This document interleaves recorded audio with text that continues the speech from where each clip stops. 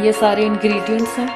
ये प्याज, 1 kilo chicken, सब्ज़ मिर्चें, टमाटर, अदरक और लहसुन हम इसका पेस्ट बना लेंगे। आधा किलो घी है। ये मिर्चें, ये है सौंफ, ज़ीरा, हल्दी, पुदीना, नमक और पिसा हुआ धनिया। अदरक और लहसुन का हम इसका पेस्ट बना लेंगे। उसके बाद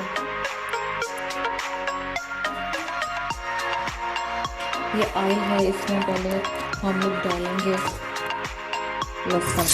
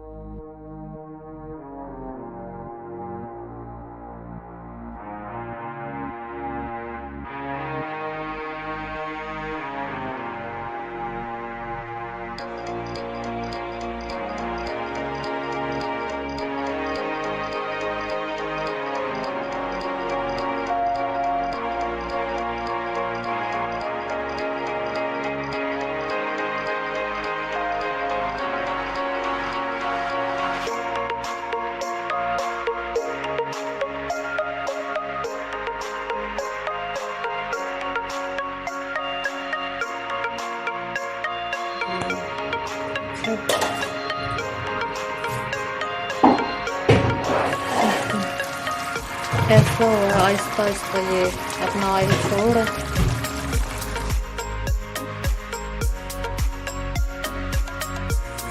अब ऑयल छोड़ जाए उसमें दही डालें। ये ऑयल छोड़ गया, इसमें हम लोग दही ऐड करेंगे।